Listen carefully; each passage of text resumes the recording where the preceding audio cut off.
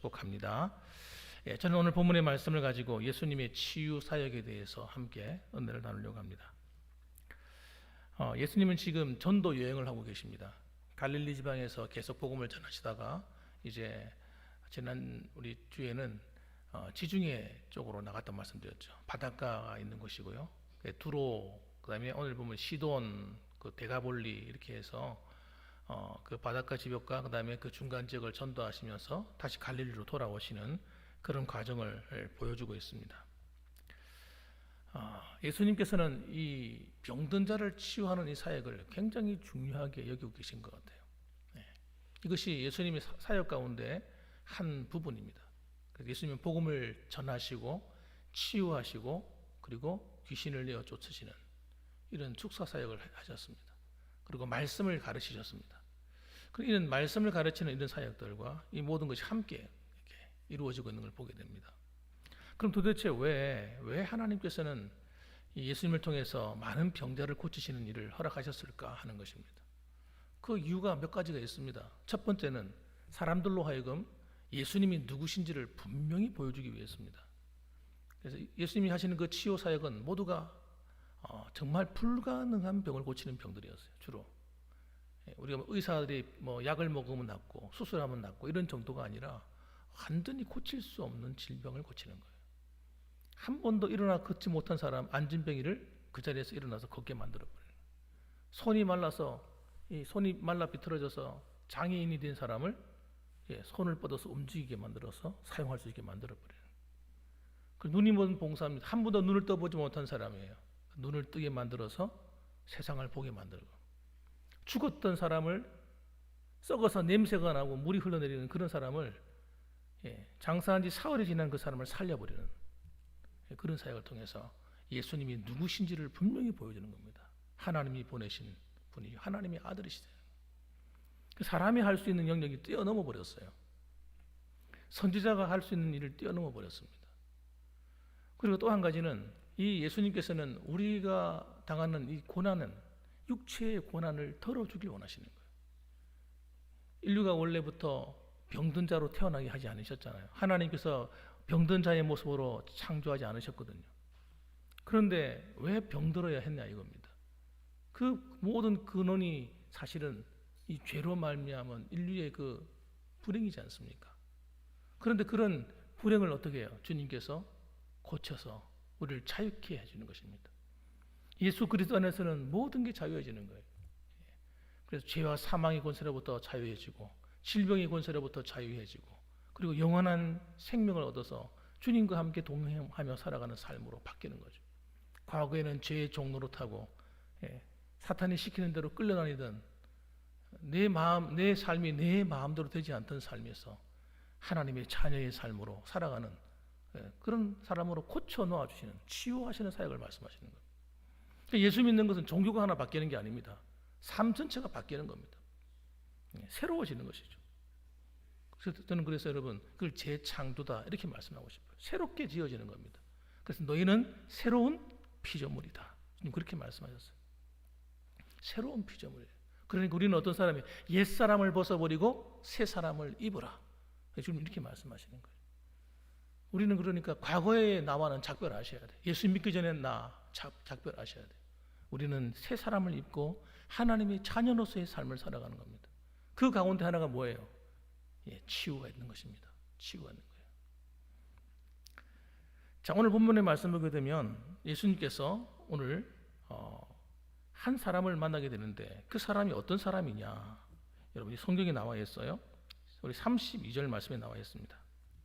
예수님께서 다시 갈릴리로 돌아오셨는데 그 갈릴리 호수, 갈릴리 바닷가에서 사람들이 한 사람을 데리고 왔습니다. 그 사람이 누굽니까? 32절 말씀 보면 사람들이 기먹고 말 더듬는 자를 데리고 예수께에 나와 안수하여 주시기를 간구하거늘 이렇게 말합니다. 기가 먹었어요. 그리고 이 사람은 또 말을 잘 못해요. 말을 떠듬떠듬거립니다. 말을 제가 볼 때는 거의 불가능했을 겁니다. 아마 제가 생각할 때는. 그런데 이 사람을 데리고 와서 안수해 주길 바랬다. 왜 안수해 주길 바랐습니까? 안수하는 가운데 병이 고쳐지길 바랐던 것입니다. 그런데 예수님은 그를 데리고 어떻게 하시는가 잘 보세요. 좀 특이합니다. 다른 때와는 다르세요. 예수님은 우선 그 사람을 데리고 무리를 떠나셨습니다. 사람들과 함께 있지 않고 그 사람을 따로 데리고 가셔서 그 한 사람을 따로 데리고 기도하시는 거예요. 예수님이 이런 적이 별로 없거든요. 예수님의 사역의 특징이 뭐냐면 그냥 병을 막 고쳐주시는 것이 아니고 가만히 사역을 보시면 주로 믿음을 확인하시고 믿음대로 고쳐주셨어요. 믿음을 칭찬하셨어요. 그리고 그러니까 믿음이 굉장히 중요한 거예요. 예수님 치유 사역에서는 그냥 막 병이 낫는 게 아니라 그 사람의 믿음만큼 병이 낫는 거예요. 그렇기 때문에 믿음이 없이는 하나님께서는 그 이적을 행할 수 없었다고라고도 고백하셨어요. 주님께서는 그렇게도 말씀하셨습니다. 그러니까 믿음이 얼마나 중요합니까? 그래 불신앙의 사람들은 아무리 병을 낫고 싶어도 나을 수가 없는 거예요. 야, 그런다고 병이 나? 이렇게 생각하는 사람은 병 고칠 수 없어요. 예수님은 나의 병을 얼마든지 고칠 수 있다고 믿으셔야 되는 거예요. 그래서 예수님은 그 사람을 데리고 가시면서 지금 예수님 하실 특이한 행동 때문에 사람들이 믿음이 걸림돌이 돼가지고 믿음이 방해가 되지 않도록 하기 위해서 따로 떼어 놓으신 겁니다. 그 이제 하시는 걸 한번 보십시오. 어떻게 하시는지 33절 우리 보시게 되면 예수께서 그 사람을 따로 데리고 무리를 떠나사 손가락을 그의 양귀에 넣고 침을 뱉어 그의 혀에 손을 대시며 이렇게 말씀합니다. 좀 지저분한 행동을 하셨어요, 그죠? 아마 그 장면을 봤으면 사람들이 깜짝 놀랐을 거예요. 예수님 왜 저러시지? 불결하게, 더럽게 왜 침을 뱉어? 손가락을 양귀에 넣으시고 그 다음에 자신의 침을 뱉어가지고 그 사람의 혓바닥을 잡아당기는 거예요. 손을 넣고 대시는 거예요.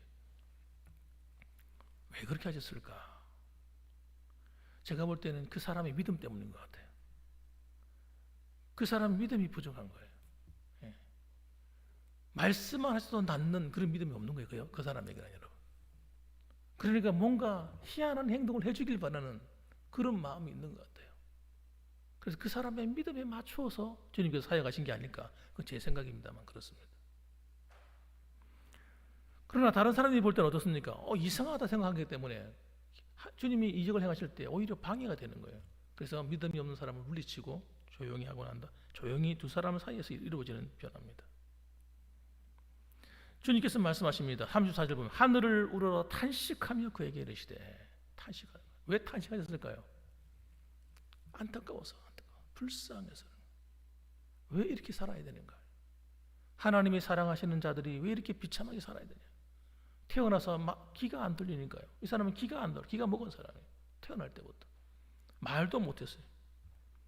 실제로 귀신의 역사로 말하면 그런 사람도 있습니다. 성경에 보게 되면 귀신이 들어가가지고 말도 못 듣게 하고 그 다음에 말도 못하게 하는 그런 경우도 있었어요.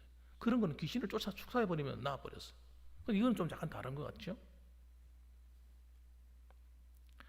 그래서 주님께서 믿음으로 명령합니다.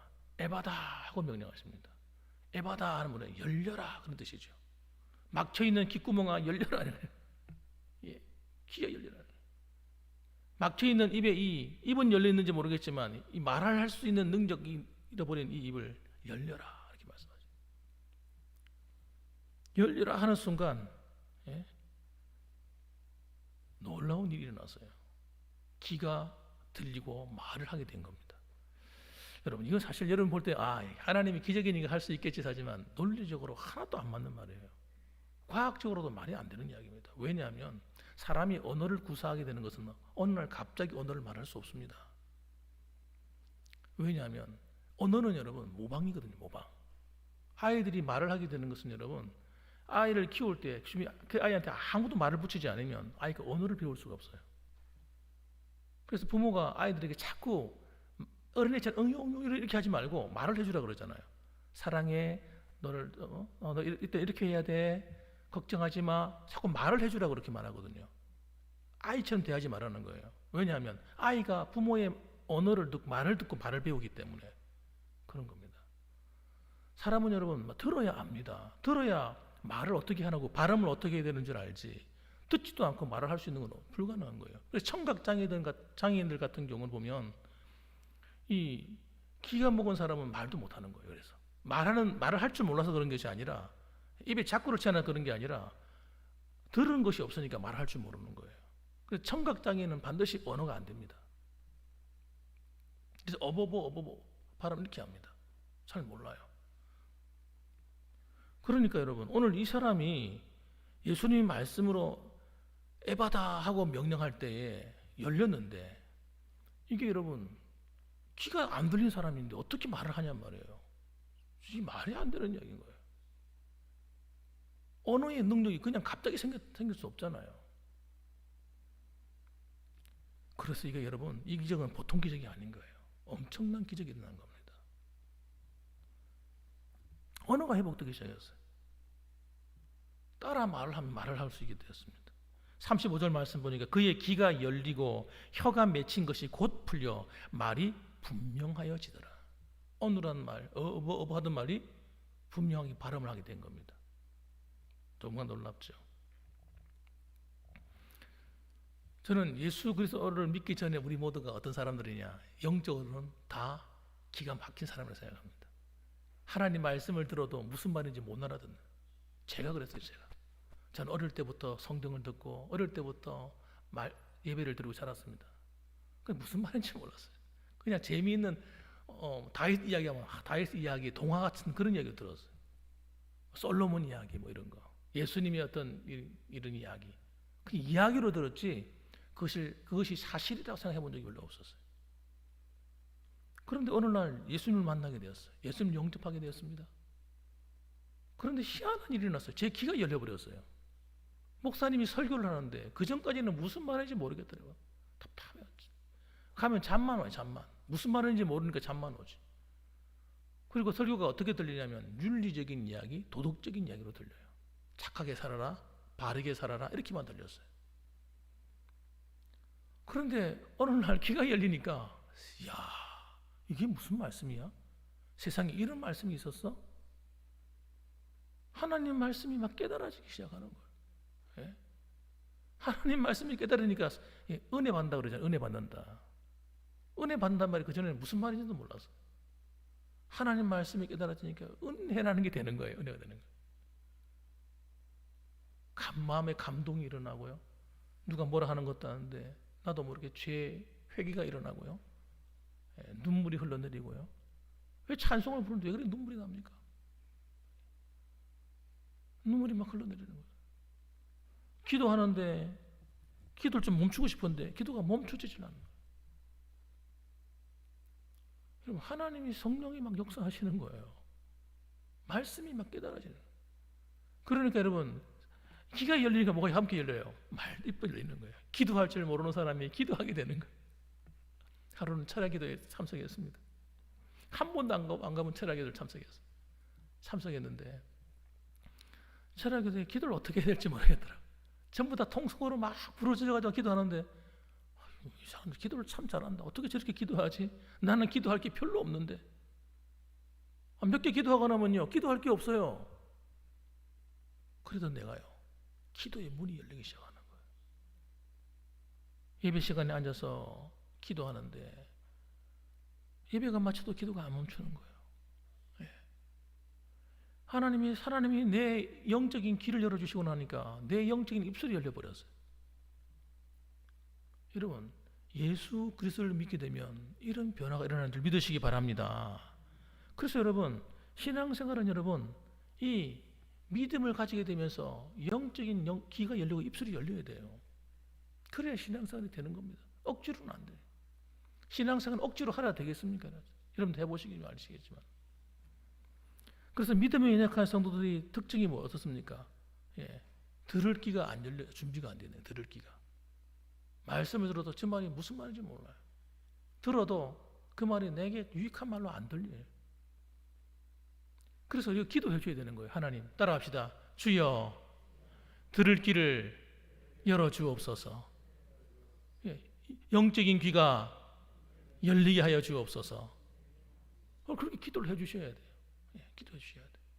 그래서 주위에 있는 믿음이 연약한 성도들, 하나님, 저 성도가 영적인 귀가 열려서 하나님의 음성을 듣게 하옵소서.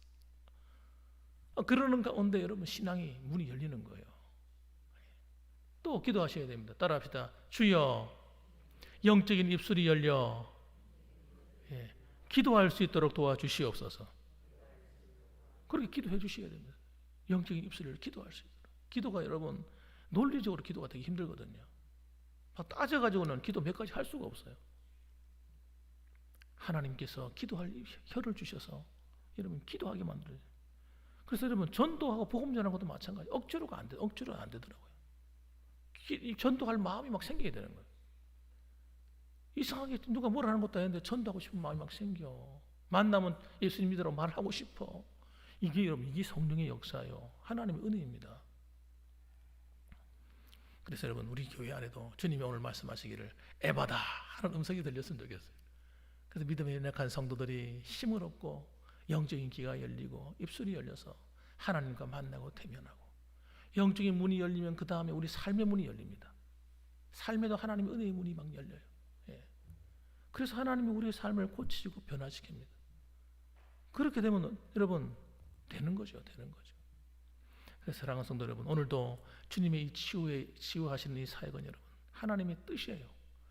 오늘도 이 복음을 통해서 예수 믿는 사람들의 가운데 이런 하나님의 치유가 일어나길 바라시는 거예요. 치유가 일어나길 바라세요. 그러니까 여러분 믿음을 가지고 기도하는 것이 옳습니까? 틀립니까? 옳은 이야기입니다. 그래서 저가 채찍에 맞음으로 너희가 나음을 입었도다. 예수님은 채찍에 맞음으로 고난당하심으로 육체의 그 고난당하시는 것이 단순하게 예수 믿고 천국 가는 것만 있는 것이 아니라 이 땅을 살아가는 우리들에게도 삶의 치유가 일어나고 회복이 일어나기를 원하시는 하나님의 뜻이 담겨 있습니다. 그래서 우리는 그것을 위해서 기도해야 되는 거예요. 모두가 다 아프니까 당연히 여기지 마시고 믿음을 가지고 기도하십시오. 그럼 하나님이 새 힘을 주실 거예요. 새 힘을 준다고 하면 여러분 뭐 영적인 힘만 생기는 거겠습니까? 하나님은 영적인 문제 해결하지 않습니다. 삶의 문제도 같이 고쳐주시는 거예요. 그러니까 영적인 힘도 주시고 또 육체적인 힘도 주시고 할렐루야. 그렇게 기도하십시오. 절대 뒤로 물러서지 마세요. 그냥 타협하지 마세요. 아유, 그냥 이렇게 살다 가는 거지. 절대 그러지 마세요. 그건 여러분 믿음이 아닙니다. 하나님, 저는 하나님밖에 없어요. 매달리십시오. 길을 지나가도 기도하시고 운전하다가 기도하시고 전동차 타고 가도 기도하시고 밭에 일하다가도 기도하시고 집 안에서 일하다가 기도하시고 자꾸 기도하세요. 그래서 새 힘을 받으셔야 돼요. 영육간의 새 힘을 받으셔야 됩니다.